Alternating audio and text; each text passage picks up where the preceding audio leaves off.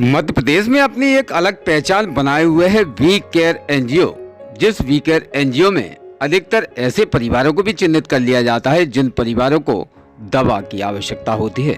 साथ ही we care NGO ऐसी जगहों पर विशेष अपनी संस्था के माध्यम से मदद पहुंचाता है जहां अक्सर लोग सबसे ज्यादा गरीब परिवार के देखे जाते हैं। कहीं पर वस्त्र तो कहीं पर भोजन की व्यवस्था ऐसे एनजीओ के कार्य विशेष वी केयर एनजीओ के देखे जाते हैं, जिसके विशेष तौर पर ग्वालियर के अंदर एक अलग ही उसने अपनी जगह और स्थान स्थापित कर लिया है। वहीं पितृपक्ष पे विशेष एक कथा का आयोजन भी कराया गया, जहां वी केयर एनजीओ के माध्यम से सभी कार्यकर्ताओं के विषय पर विशेष यहां धनरुआ धाम मंदिर पे इस कथा का आयोजन कराया है। जिस कथा का आयोजन 8/10/2023 से 15/10/2023 तक निरंतर किया गया है। इस कथा में बाहर से आने वाले मुख्य अतिथियों का भी सम्मान किया जा रहा है। साथ ही यहाँ डॉक्टरों के माध्यम से विशेष कुछ टिप्स और कुछ परामर्श भी यहाँ श्रोतागणों को दिए जा रहे हैं।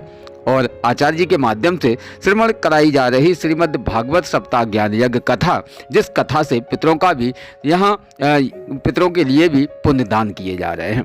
तो यह है वी केयर एनजीओ की विशेष व्यवस्थाएं, जिस वी केयर एनजीओ के सभी सोशल वर्कर काफ़ी हद तक लोगों के लिए अपनी महत्वपूर्ण भूमिका निभाते नजर आ रहे हैं, जिसका अब अमली जामा संपूर्ण तरीके से ग्वालियर के अंदर भी देखने में आता है।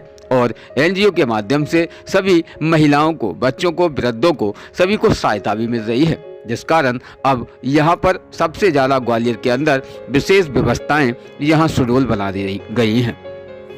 आचार्य के माध्यम से वी केयर एनजीओ जो कि एक संस्था के माध्यम से जनता के बीच में जो जगह स्थापित की है, वहां आचार्य जी ने भी अपने विशेष मुखारबिंद से एनजीओ की प्रशंसा कही है। साथ ही यहां एडिशनल एसपी अमृत मीना के माध्यम से भी आगमन हुआ है और उनका सम्मान स्वागत वी केयर एनजीओ के माध्यम से रखा गया, जहां अमृत मीना सर ने भी विशेष प्राथमिकता से यहां भगवत गीता के बाद एनजीओ के बारे में भी 2 शब्द कहे हैं। क्या कहा है जानते हैं इस स्पेशल खास रिपोर्ट में, जहां एडिशनल एसपी ग्वालियर अमृत मीना के माध्यम से श्रीमद् भागवत सप्ताह ज्ञान यज्ञ में विशेष अपनी कुछ बातें जनता के लिए भी कही गई हैं। विशेष खास ग्वालियर से प्रदेश ब्यूरो इमरान अली खान। तो अरुंधति के पास में एक छोटा सा बालक था। उस बालक को अरुंधति ने चिकोटी कर दिया। अब जब चिकोटी काटी तो वो बालक रोने लगा। अब वो बालक कितना रोया कि दशरथ जी कहने लगे कि माँ ये वो रोए क्यों जा रहे हैं, ये शांत क्यों नहीं हो रहे। तो अरुंधति ने दशरथ जी से कहा कि महाराज ये बालक इसलिए रो रहे हैं, ये इसलिए रो रहा है बालक, ये कह रहा है कि मैया इस प्रतापी सूर्यवंश में जाने कितने राजाओं से लेकर दशरथ जी तक मेरे बाबा वशिष्ठ जी इस प्रतापी सूर्यवंश के गुरु रहे, गुरु पद पर बैठे। लेकिन दशरथ के बाद तो अब वंश विस्तार लेते दिखाई नहीं देता। दशरथ की तो कोई संतान नहीं हो रही।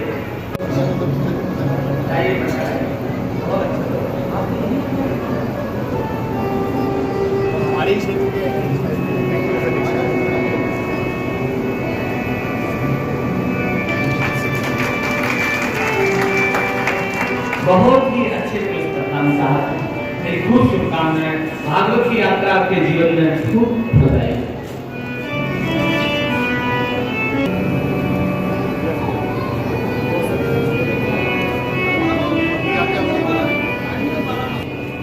मुझे अच्छा की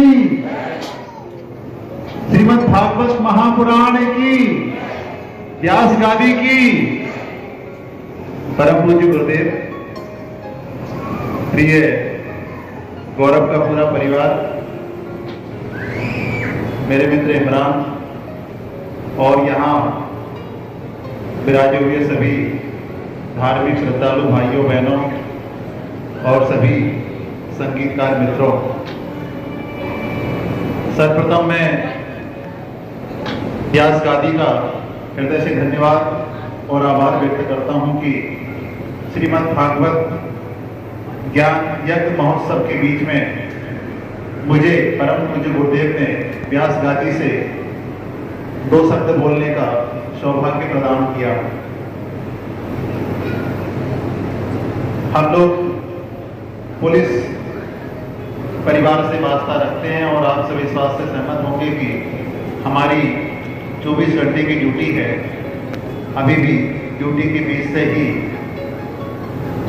गौरव के कहने पर हम यहाँ उपस्थित हुए और ये मेरा सौभाग्य है, मुझे पुण्य फल प्राप्त हुआ कि तत्काल इनके द्वारा सूचना दी गई और तत्काल मुझे व्यास गादी का, श्रीमद् भागवत का और आप सबका दर्शन करने का सौभाग्य मिला। सम्मानित भाइयों बहनों, धर्मशास्त्र में विद्वत गण कहते हैं कि श्रीमद् भागवत के कुछ अंश, कुछ दोहे, कुछ विचार यदि हमको अपने जीवन काल में सुनने और आत्मसात करने का अवसर मिल जाए तो हमारा जीवन धन्य हो जाता है। निसंदेह आप सब ईश्वर के कृपा पात्र हैं कि आपको इतने अच्छे सहज और सरल शब्दों में पूज्य गुरुदेव के मुखारबंदी से भागवत का रसपान करने का अवसर प्राप्त हो रहा है। आज के दौर में जबकि हम अपनी दैनिक गतिविधियों में इतने अधिक संदिग्ध हो जाते हैं कि हमें ईश्वर के पुण्य कार्य में, भजन और कीर्तन में उतना अपेक्षित समय नहीं मिल पाता, इसके बाद भी हम ऐसा मानते हैं कि वो लोग बहुत भाग्यशाली हैं जो अपने नित्य कार्यों के साथ साथ परमात्मा के ध्यान में, भजन में, कीर्तन में और सत्संग में कुछ पल निकाल लेते हैं। जितना आप भाग्यशाली हैं उतने ही, बल्कि उससे भी अधिक भाग्यशाली वो लोग हैं, गौरव का परिवार और इस कार्यक्रम के आयोजक, जिन्होंने इतना शानदार तरीके से ये व्यवस्थाएं की, ये संसाधन, ये सुविधाएं उपलब्ध कराई, जिनके जरिए हमको व्यास गादी से ज्ञान अर्जित करने का अवसर प्राप्त हो रहा है। तो मैं एक बार फिर इस परिवार का अभिनंदन करता हूँ।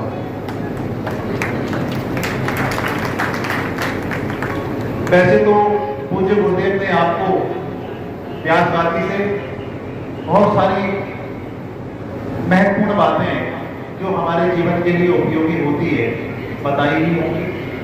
उनमें से यदि कुछ बातों का अनुसरण हम अपने दैनिक जीवन में करना प्रारंभ कर दें तो मुझे लगता है कि सहज और सरल तरीके से हम अपने जीवन को धन्य करने में सफल हो सकते हैं।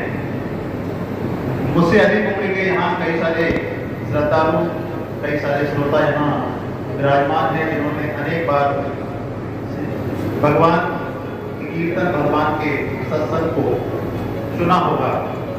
मैं एक छोटे से श्लोक के माध्यम से अपनी बात संक्षिप्त में आपके समक्ष रखने के बाद अपनी वाणी को विराम दूंगा, क्योंकि श्रीमद् भागवत को अधिक समय तक विराम देना उचित नहीं है। कि गौकोटि दानम ग्रहणे प्रवेश्य प्रयाग गंगो दत्त कल्पवासः यज्ञायुताम सुमेरु स्वर्ण दानम गोविंद कीर्तनम समम सतान से। इसका मतलब ये है कि यदि आप पूर्ण सूर्य ग्रहण के दौरान करोड़ों गौ माता का दान करें, यदि आप प्रयागराज में कल्पवास नामक महाव्रत धारण करें, यदि आप 100 यज्ञ करके सुमेरु पर्वत के बराबर स्वर्ण का दान करें, तब भी इन सब चीजों से जो पुण्य प्राप्त होता है वो भगवान श्री हरि की कीर्तन का मात्र 100वां अंश होता है। अर्थात दूसरे शब्दों में कहें तो इतना सब दस्तूर करने से जो पुण्य प्राप्त होता है उससे 100 गुना अधिक पुण्य हमें भगवान श्री हरि की प्राप्त होता है। इतना महत्व हमारे शास्त्रों में श्री हरि की कीर्तन का बताया है।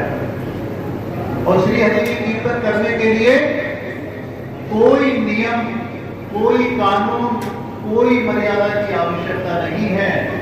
बस हमको केवल सहज और सरल रूप में भक्ति भाव से करते रहना चाहिए। तो मेरा तो आपसे यही करवत निवेदन है, जब भी मौका मिले, जैसे भी मौका मिले, जैसे हमको थोड़ा सा गौरव ने मौका दिया, हम दौड़े चले आए। हमें लगा कि हाँ एक नेक काम हो रहा है, शायद कुछ को मिला, हम भी अर्जित कर लें। इसी प्रकार हम सबको चाहिए कि जब जहां जैसे भी मौका मिले, बस हम जो है दिन में, रात में उठते बैठते सोते खाते का अवसर प्रदान किया। मुझे बड़ी खुशी हुई। 2014 से 16 के बीच में हम भिंड में एडिशनल एसपी के रूप में अपनी सेवाएं दे चुके हैं। बहुत सारे मेरे साथी, मेरे मित्र भिंड के यहाँ निवास करते हैं। इससे पहले भी 2005 से 8 तक हम मुरैना में सेवाएं दिए थे। इच्छा तो नहीं थी कि ग्वालियर चंबल में फिर आए, लेकिन शायद ईश्वर की मर्जी थी तो फिर से आने का सौभाग्य मिला तो आप सबके दर्शन करने का अवसर मिला। मैं आप सभी का हृदय से अभिनंदन करता हूँ, आपका आभार व्यक्त करता हूँ। और विश्वास मानिए कि मेरे पास कोई ज्ञान नहीं है, मैं तो ऐसे विद्वत जनों को सुनता रहता हूँ, उसी में से छोटा सा अनुभव आपके सामने शेयर किया है। वैसे भी पुलिस वालों के प्रति लोगों की कितनी अच्छी इमेज है मुझे अच्छी तरह मालूम है। मुझे मंच शेयर करने का अवसर मिल गया, ये भी मैं समझता हूँ गुरुदेव की अनुकंपा है, वरना मुझे पता है कि हम लोग कितने महान हैं। बहुत बहुत धन्यवाद व्यक्त करता हूँ। सर ने कीमती समय निकाल के हमें खिताब किया और इसी क्रम में मैं बुलाना चाहता हूँ डॉक्टर अमित श्रीवास्तव जी को, जो न्यूरो रोग के संबंधित हैं। आदरणीय श्रीवास्तव जी, इतनी कम तालियों की गड़गड़ाहट नहीं होनी चाहिए। मेरा निवेदन है इतनी तेज गड़गड़ाहट होनी चाहिए। सर आप आए, हमारे भी हमारे सभी का हौसला बढ़ाया। आप हमेशा हमारे साथ ऐसे